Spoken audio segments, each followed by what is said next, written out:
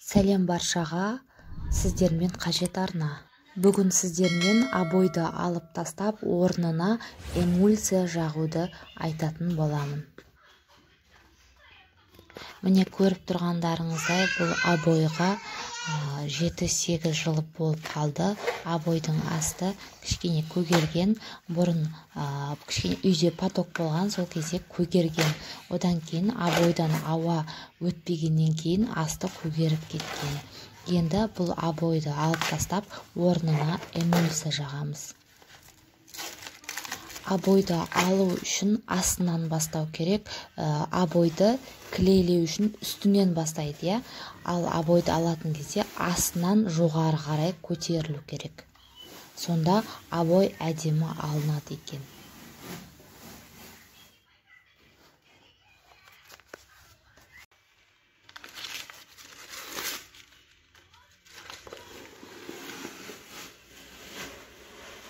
Осылай обойды жоғары қарай көтеріп, асықпай алу керек. Қатты алып жіберсеңіз, астындағы стена обоймен бірге жабысып түсіп кетуі мүмкін.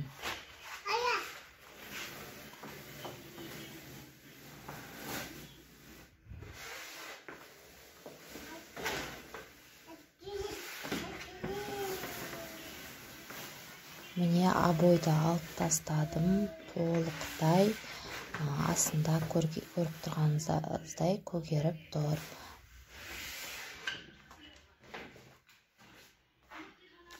Обой алынды, енді стенаны эмульсияға дайындауымыз керек. Ол үшін міне стенада кішкентай сұп-сұр болып тұр ғой. Сол обойды алып жатқан кезде алынып кеткен стенаның бір қабаты кішкене алынған.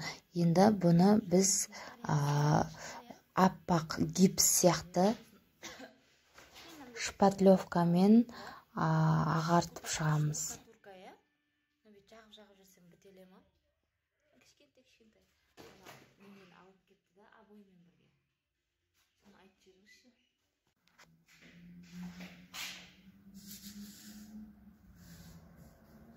Сосын көріп тұрғандарыңызда мұна аппақ болып тұрған зат, ол обойдың астындағы қағазы.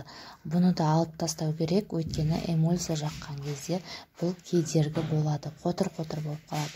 Ол үшін бізге міне қолымда ұстап тұрған бризылкамен сол қағаздың бетіне себесіз, кішкене 1-2 минуттан кейін спокойно қағазды қолыңызбен ешқандай күшсіз алып тастайсыз.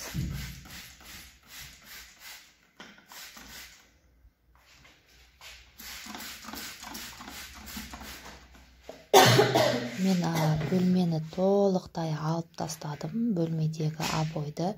Бірақ видеоға түсіргенім осы бір шеті ғана болды. Міне көріп тұрсыздар ғой, оңай алынып жатыр.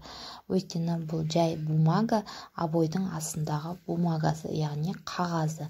Міне су сеуіп едім, спокойно алынып жатыр. Сонда стенаның өзі қалады. Сол кезде эмульсия жағып жатқан кезде бумагалар, қағаздар жібіп эмульсиямен араласып кетпейді.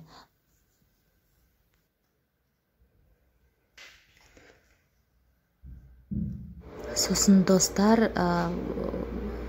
қағазды алып тастағаннан кейін стенаны полностью, бүкіл бөлмедегі стенаны полностью тряпкамен тазалап аламыз. Шаң, тозаң бәрінен тазалап аламыз. Сосын қыздар, бояп жатқанымда жақсылап видеоға түсіре алмадым. Уақытым болмады, уақытым тапшы болды. Содан кейін запись арқылы айтып отырмын.